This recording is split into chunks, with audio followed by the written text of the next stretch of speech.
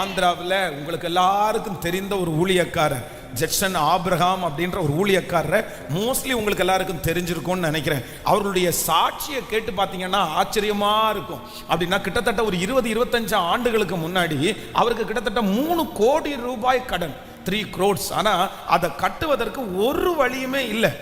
அவங்க சூசைட் பண்ணி செத்து தான் போன அந்த மாதிரி ஒரு சூழ்நிலை. ஆனால் ஆண்டவரிடத்தில் வந்து ஜெபம் பண்ண உடனே கர்த்தர் வந்து ஒரு சாதாரணமான ஒரு பன்னு பிஸ்னஸ் ஆரம்பிக்கிறதுக்கு ஒரு ஐடியா கொடுத்தாராங்க.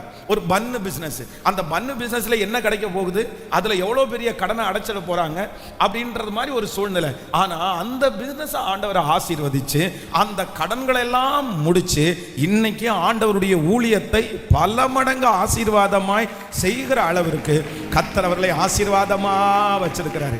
அவர்களை நடத்தின தெய்வம் உங்களையும் என்னையும் நடத்த மாட்டாரா? இந்த சத்தத்தை கேட்கிற உங்களை நடத்த மாட்டாரா? ஆண்டவர் உங்களை தைரியப்படுத்துகிறார். ஆண்டவர் உங்களை பலப்படுத்துகிறார்.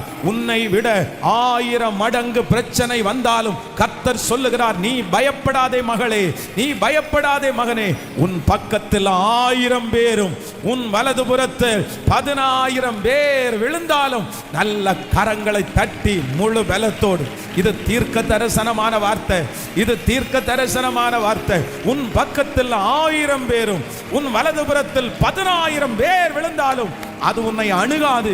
உன் கண்களால் மாத்திரம் நீ அதை பார்த்து துன்மார்க்கருக்கு வரும் பலனை நீ காண்பாய். ஆகையால் பொல்லாப்பு உனக்கு நேரிடாது. வாதை உன் கூடாரத்தை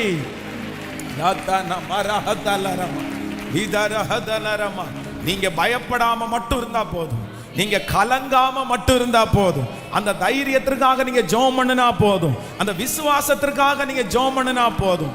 இத்தனை வருடங்களும் எத்தனையோ பிரச்சனைகளை நீங்கள் தாண்டி வந்தீர்கள். அந்த பிரச்சனையினுடைய வலிமையை குறித்து உங்களுக்கு தெரிஞ்சிருச்சுன்னா கண்டிப்பா சொல்ற நம்ம யாராலையும் எதிர்த்து கொண்டு நிற்க முடியாது. நமக்கு நீங்களும் நானும் கடந்து வந்தது சாதாரணமான சூழ்நிலை அல்ல. தீயையும் தண்ணீரையும் கடந்தோம். பிரதர், நீங்க தீய கடந்தீங்க. சிஸ்டர், நீங்க தண்ணீரை கடந்தீங்க. தீயையும் தண்ணீரையும் கடந்து நீங்க வேகல.